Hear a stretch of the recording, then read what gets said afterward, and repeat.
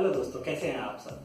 Welcome back on curator. और आज हम बनाने वाले हैं एक डॉगी का स्केच। मैं मेनली ये पेंसिल्स यूज करता हूँ, आउटलाइन की पेंसिल्स हैं।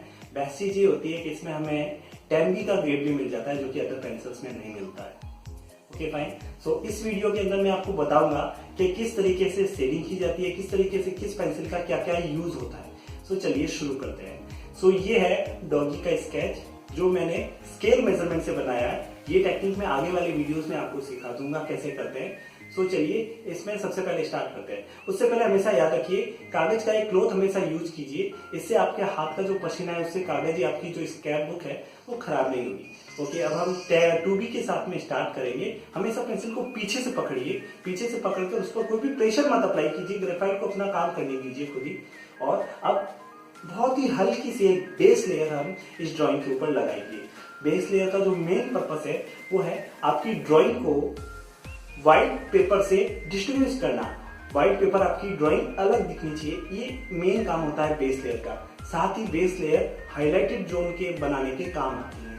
सो एक बार हम इसको फास्ट फॉरवर्ड करके देख लेते हैं कि बेस लेयर बन गई है। बेस लेयर होने के बाद में अब हम मेकअप ब्रश का यूज करके इसे ब्लेंड करेंगे। अगर आप ब्लेंड करना चाहते हैं अच्छी बात है, इससे स्मूथ टेक्सचर मिलता है। लेकिन अगर आप रफ टेक्सचर चाहते हैं ड्राइंग के अंदर, इसे ब्लेंड मत कीजिए, कोई इशू नहीं है। एक बार ब्लेंडिंग को बिल्कुल राउंड स्ट्रोक में चलाएं।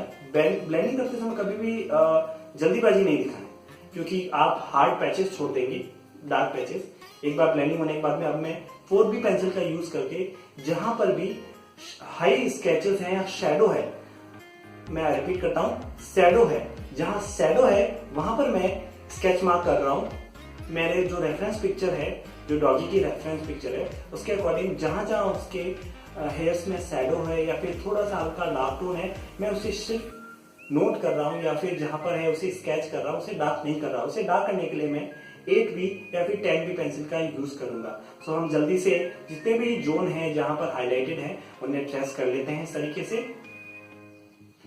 ट्रेसिंग करते समय एक चीज और ध्यान रखें, अपनी ड्राइंग को बार बार देखें, बार बार जूम करें, देखें, और जो हेयर की स्ट्रोक्स है, जो डायरेक्शन है, उसी डायरेक्शन में स्ट्रोक्स लगाएं। ओके, इतना होने के बाद में अब हम आईज बनाएंगे। आईज बनाने के लिए हमेशा जो सेंटर का डार्केस्ट पोर्शन है वहां से स्टार्ट कीजिए। मैं 10B पेंसिल को प्रीफर करता हूँ यूज करना, लेकिन अगर आपको और ज्यादा डार्क टोन चाहिए तो आप ब्लैक पेन भी यूज कर सकते हैं।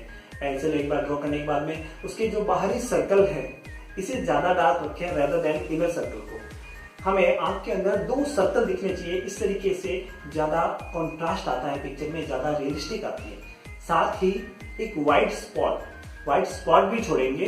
ये व्हाइट स्पॉट डिनोट करता है हाईलाइट को। जैसा कि अभी आप मेरे सामने देख सकते हैं, लाइट के फोकस की वजह से मेरे ग्लासेस पर एक रिफ्लेक्शन पड़ रहा है। वो जो व्हाइट स्पॉट होता है वो वही रहता है।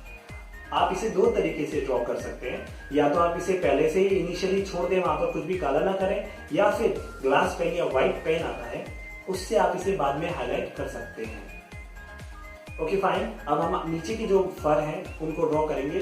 फर ड्रॉ करते समय ध्यान रखिए, हैचिंग मत कीजिए, आप सिंगल हेयर ड्रॉ कीजिए। हैचिंग करने से आप जो फील है हेयर का उसे खराब कर देंगे। हैचिंग मेथड सही नहीं है जब आप एनिमल फर ड्रॉ कर रहे हो। एक बार इतना होने के बाद में अब हम जो बाकी का ड्राइंग है इसे टाइम लैप्स में देख लेते हैं।